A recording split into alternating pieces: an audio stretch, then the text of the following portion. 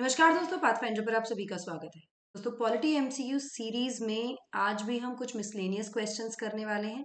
ये सभी क्वेश्चन जो होंगे यूपीएससी प्रीलिम्स 2023 को ध्यान में रखते हुए हैं। अधिकतर क्वेश्चन स्टैटिक क्वेश्चंस हैं, यानी कि कॉन्सेप्ट्स जो हैं वहीं से क्वेश्चंस हैं, तो आई होप आप अटेम्प्ट करेंगे। ध्यान रखिएगा कि आप क्वेश्चन सुनने के बाद वीडियो को पॉज करिए, आंसर कीजिए and then see the solution. चलिए शुरुआत करते हैं, बट बिफोर मूविंग फॉरवर्ड आप मुझे फॉलो कर सकते हैं दोनों टेलीग्राम चैनल्स पर दोस्तों, for all my class update schedules and PDFs. Unacademy app पर भी आप मुझे फॉलो कर सकते हैं मेरी सभी special classes and plus courses के लिए। एनरोल करने के लिए आपको सिर्फ मेरा कोड यूज करना है NDLive10। Now the question can be कि मैम अनअकैडमी से क्यों जुड़े। देखिए, अनअकैडमी जुड़ने के बहुत सारे फायदे हैं, जैसे वाइडेस्ट चॉइस ऑफ एजुकेटर्स आपको मिलती है, फ्लेक्सिबिलिटी मिलती है आपको अपने कोर्स को चेंज करने की, अनलिमिटेड व्यूज मिलते हैं along with the results that you can see year after year. Pathfinder की पूरी टीम आपके लिए लेकर आई है prelims with pathfinder crash course, जो कि 2 महीने का कोर्स है, जो कि हमने स्टार्ट कर दिया था 1 मार्च से। आप अभी एनरोल कर सकते हैं और जुड़ सकते हैं इस कोर्स के साथ। ये आपका एक गाइडेड रिवीजन कोर्स होगा, जहां पर हम सभी स्टैटिक टॉपिक्स आपको कवर कराएंगे। शुरुआत करते हैं क्वेश्चन से। तो a law member was added to governor general's council under which of the following act. इनमें से किस एक्ट के अंडर एक लॉ मेंबर को इंक्लूड किया गया था गवर्नर जनरल की काउंसिल में? Fits India act 1784, charter act of 1813, charter act of 1833 और चार्टर एक्ट ऑफ 1853।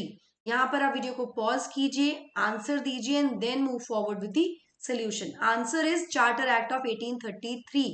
इस एक्ट के द्वारा इसमें कुछ प्रावधान ऐसे दिए गए थे जिसमें एक एडिशनल किया गया था एक लॉ मेंबर का to the governor general's council, और लॉर्ड मैकले ऐसे फर्स्ट लॉ मेंबर अपॉइंट हुए थे under the act.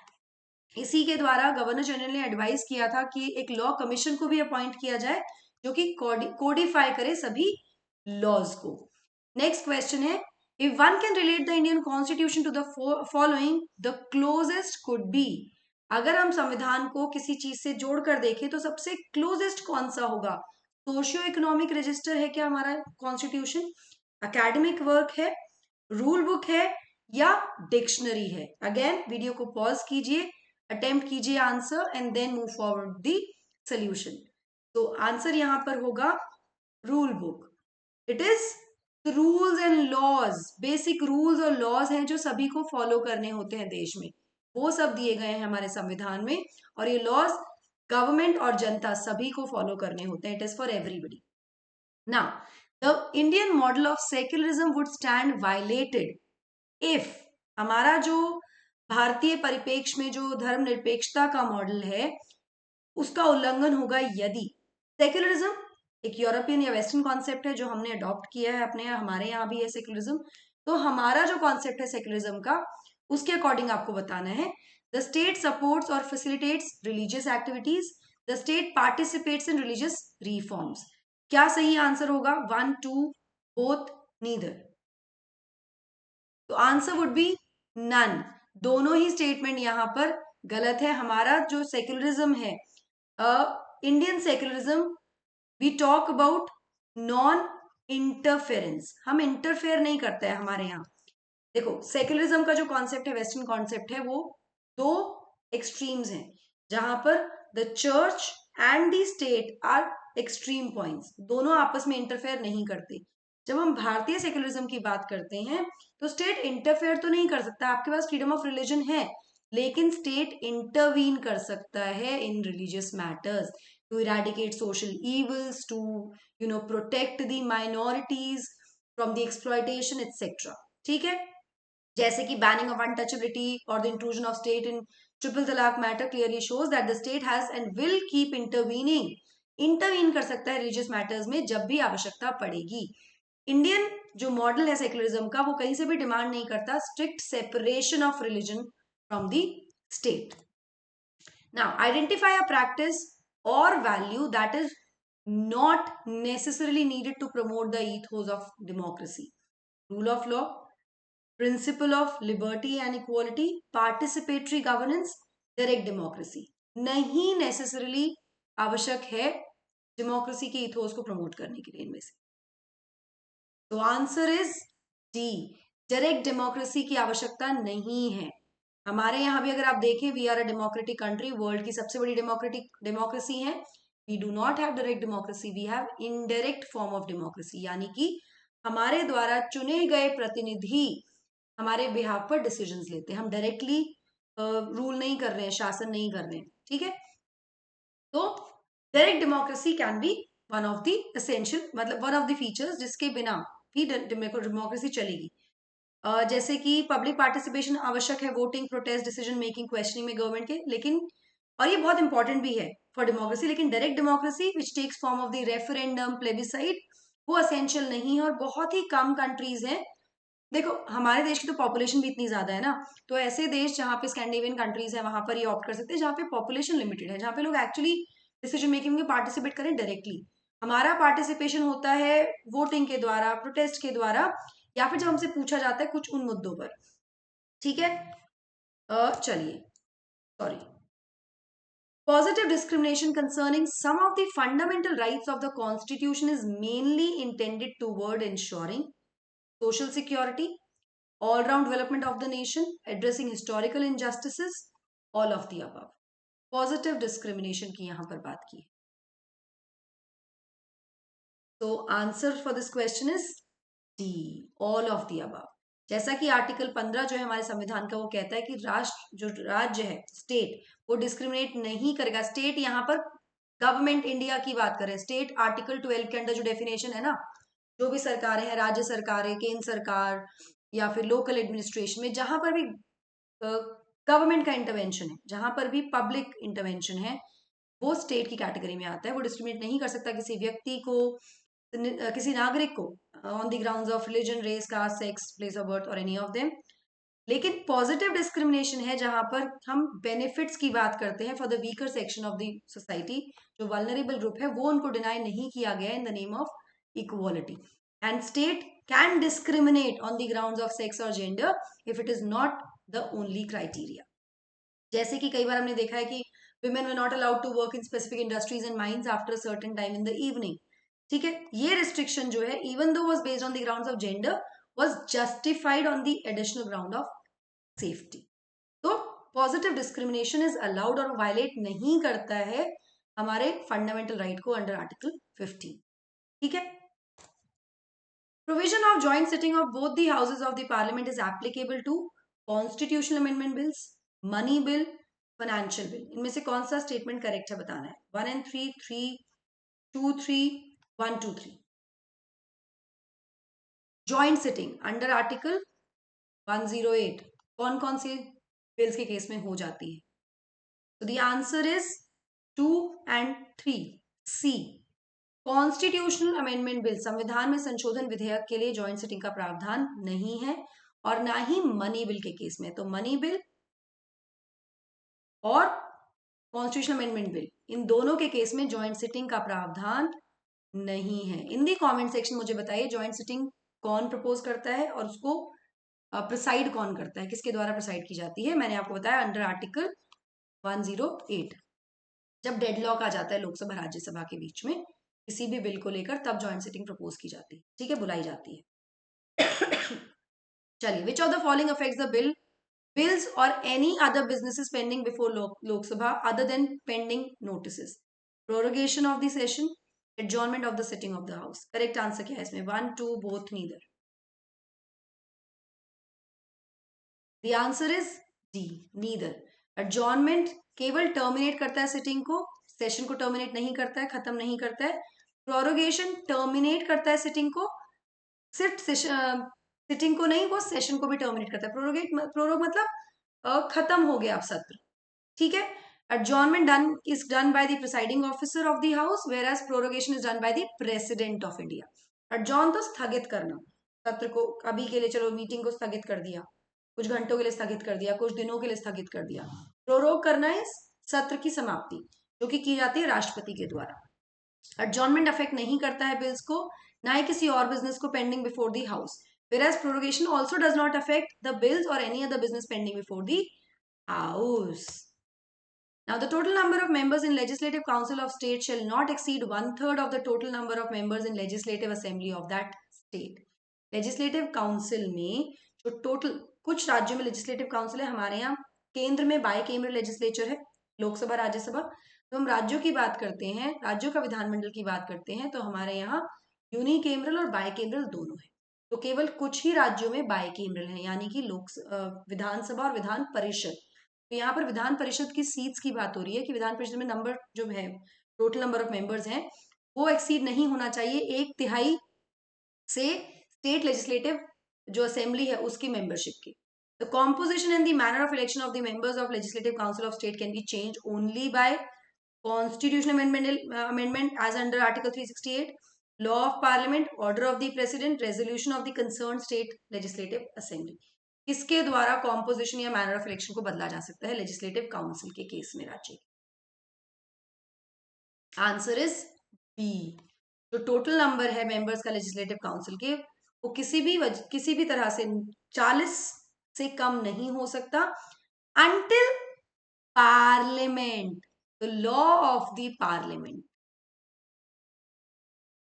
otherwise provides the composition of a legislative council of states shall be as provided in clause 3 of Article 171, the law of the Parliament.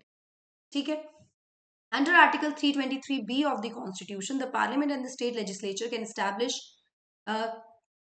tribunals in which of the following matters: industrial and labor, elections to Parliament and state legislatures, public service matters, taxation. कौन सा सही उत्तर है बताना है? 1 2 3 1 2 4 1 2 1 2 3 4. Article 323B tribunals की बात की गई है, तो यहाँ पे आंसर है आपका बी, यानी कि 1 2 and 4 elections to parliament and state legislature नहीं आएगा इसमें। सॉरी 1 2 4 पब्लिक सर्विस मैटर्स नहीं आएंगे। Public service matters are 323A। Public service matters आते हैं 323A में, कैट। ठीक है, तो अंडर आर्टिकल 323B पार्लियामेंट और स्टेट लेजिस्लेचर ऑथराइज कर सकती हैं to provide for the establishment of tribunals for the education of disputes relating the following matters: taxation, foreign exchange, import export, industrial and labour issues, land reform, ceiling of on urban property, election of parliament and state legislatures, food stops, rent and tenancy acts, इन सब के लिए। ठीक है, अगर हम 323A और 323B की बात करें, एक्चुअली ट्रिब्यूनल्स में सिर्फ 2 ही आर्टिकल्स है, 323A 323B। 3 चीजें हैं यहाँ पे, जहां पे 323A कॉन्टेम्पलेट करता है establishment of tribunal for public service matters only, CAT. ठीक है, 323B कंटेम्पलेट करता है establishment of tribunals for certain other matters mentioned above. चलो, in India, over time, many committees have been constituted to reform the electoral process. In this context, which of the following committees are associated with electoral reforms? Electoral reforms के लिए इनमें से कौन-कौन सी committee को constitute किया गया है? Vora committee, Tankha committee 2010 की है, ये इंद्रजीत गुप्ता कमिटी 1998। कौन सा आंसर सही है यहाँ पर? 1 2 1 1 2 2 3 1 2 3 इलेक्टोरल रिफॉर्म्स।